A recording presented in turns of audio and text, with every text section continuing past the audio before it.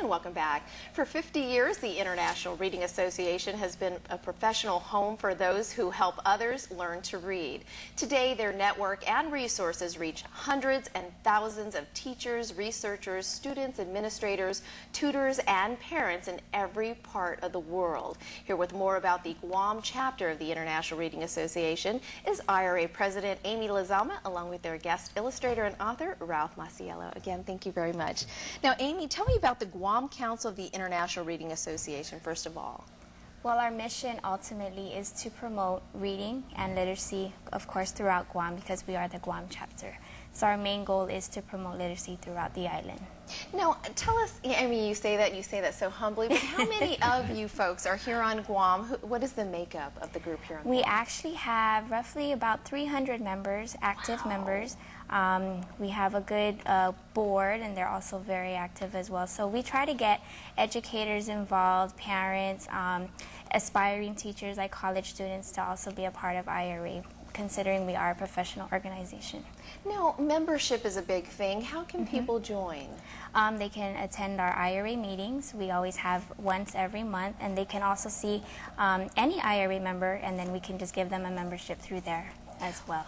In your experience being with the IRA, what is the biggest testament that you could provide our viewers on what you have seen from a child who went from, I don't want to touch a book, to, I don't know, you tell me. It's a very inspiring thing to be in IRA, to see like what we learn, you know, when we go to conventions, and then we bring these ideas back, you know, and then we try and we promote it to our teachers, and then they take that information and then they give it to the kids, and it's when you see them reading and you see them, they're smiling when they have the book in front of them. I mean, I think that's the gratification that we get, and we're like, we're doing something good.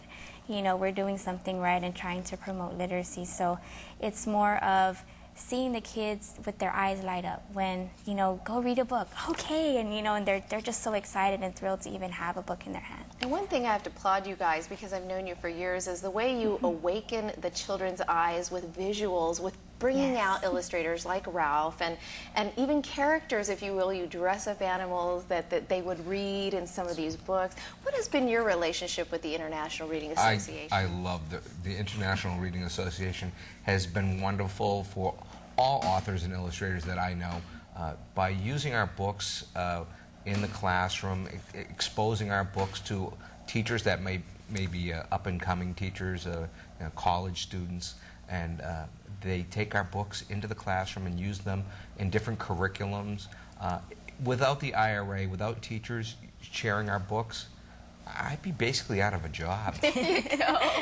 What are the biggest projects that IRA, you know, well, our every year? upcoming biggest fundraiser is our readathon, and we have that once a year, and that actually helps us to bring authors and illustrators out to our island.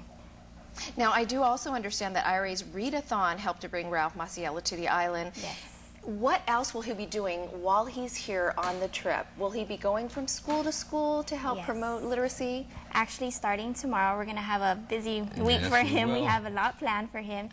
He will be presenting to our IRA members, and then follow that, he's going to have school visit after school visit after school visit. So we're going to keep him busy. And I'm going to wind the children up and leave them for their parents and their teachers. Then he's also going to be doing a workshop for teachers and visiting the students. So that's mainly our priorities, for him to actually see the students, because through them, with their hard work in readathon, this is one way we reward them, by bringing an author out. And the readathon is not only limited to public schools, but also private schools, right? Yes, actually we have extended it to private schools and also daycares as well. Fantastic. Yes. Now, if there are any schools out there or people who lead schools, especially in the private industry, how would they get a hold of you to ensure that they're also included? They can contact me at my work, Price Elementary, or actually contact the president-elect, who is the chairperson for this year's readathon, Tina Buendicho. Fantastic. Now, Amy, is there anything I didn't ask that you want to ensure our viewers know, that you leave them with something more about the international? Well, support IRA, support literacy, read to your children, read to them all the time. Pick up a book, read, and then just enjoy reading. And Ralph, any final comments you'd like to add? Well, I'd like to thank Amy and the IRA Council for inviting me to this wonderful island. We are thrilled, my wife who's with me, we are thrilled to have been invited. It's an honor to visit Guam and to speak with the teachers and kids of this lovely island. I'm looking forward to talking to each and every one of them and drawing a lot with them and for them. I'm going to leave a lot of drawings behind. I hope they enjoy the talks, and I look forward to seeing everybody. Well, kudos to both of you and your efforts, and get more of our kids to read and illustrate as well. Yeah. We want some famous kids from Guam.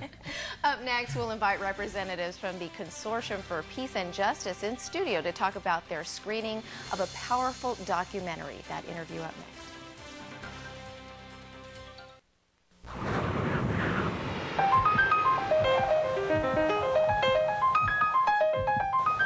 When does the best-selling car in America become the best car for America?